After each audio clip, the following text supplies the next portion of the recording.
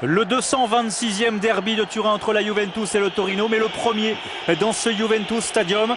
3 objectifs, la suprématie locale évidemment, avec déjà la Juventus au pressing. Ne pas laisser Naples revenir pour les Bianconeri et surtout arriver aussi à Donetsk en confiance parce que mercredi, la Juve joue son destin européen, en tout cas son avenir pour la qualification. Voilà le triple objectif de la Juve dans ce derby. Marchisio, Giovinco. Giovinco sur Lichtsteiner. Emanuele Giaccherini côté droit. Giaccherini pour essayer d'aller provoquer dans le centre instantané. La tête de Vucinic. Une tête qui passe à côté des buts de Jean-François Gillet, le gardien belge du Torino. Marchisio également, turinois. Oui. Oh, le ballon il est passé de Medjugorje. Medjugorje, c'est à côté du but de Buffon, mais Medjugorje avait fait la différence face aux défenseurs et face au gardien de la Juve. Ah oui, différemment avec Vucinic. Et bonne défense.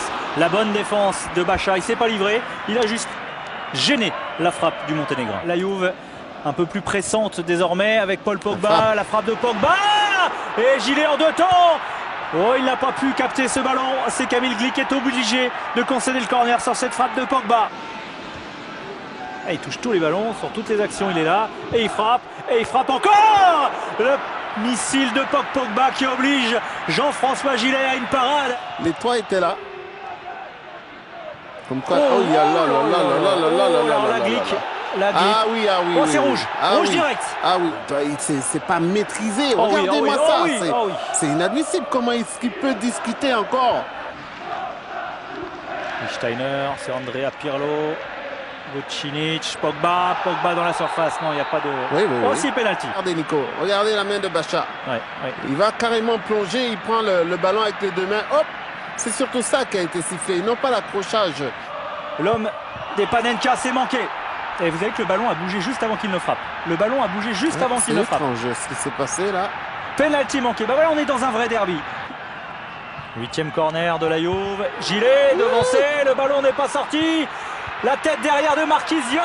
Ça vient à quelques centimètres du poteau encore. La mi-temps. Et c'est la fin de cette première période d'un derby turinois qui promet, qui tient ses promesses, mais toujours 0-0.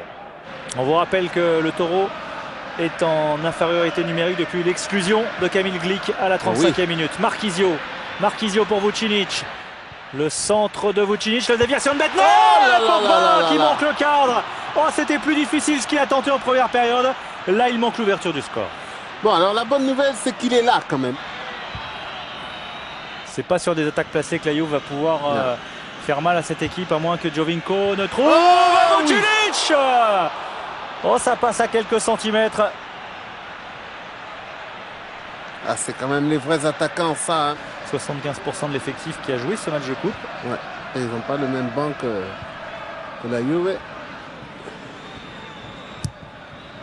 Peut-être Vucinic. 1-0 pour la Juventus. Le mur du Taureau a enfin craqué. C'est Claudio Marchisio au second poteau qui est là pour débloquer le compteur de la Juve. Il s'est fait complètement oublier au 2e poteau. Privé de ballon, complètement privé de ballon cette formation du Torino. Elle était courageuse, mais...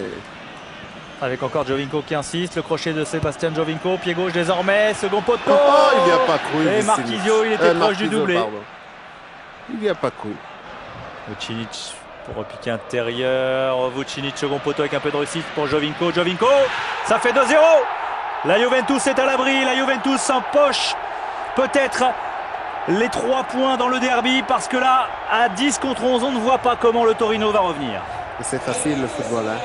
On a vraiment l'impression quand c'est comme ça, 2 passes. Il y a la passe de Vucinic et puis derrière, on a l'impression que c'est fait. Nedved, c'est le plus heureux des hommes. Mercredi, il y a un match très important pour le retour, on va dire, de la Juve sur la scène européenne. À moins de Pogba mettre son 3e but, non, il n'est pas en réussite. Paul Pogba n'est pas en réussite parce que lui, il aurait mérité aujourd'hui de marquer un but. Même si l'Inter aussi semble bien remonter.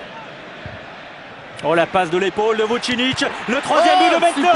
Le miracle de Jean-François Gillet parce que la Bentner avait fait le petit geste qu'il fallait.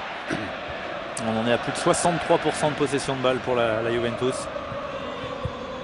Matri, second poteau. La remise de la poitrine de Vucinic. Et Marchisio pour le doublé. C'est un derby où seuls les Turinois sont autorisés à marquer. Ouais, ce qui est bon surtout, c'est le nombre de passes qu'il y a eu avant. Et puis ça se termine par un geste de grande classe de Vucinic pour remettre ce ballon en retrait. Une passe de la poitrine de manière à bien doser le ballon. C'est terminé, victoire 3-0 de la Juventus dans ce 226e derby de Turin face au Torino. La Juventus qui reprend un peu le large et sa marche en avant qui reprend un peu le large aussi en tête du classement de la Serie A.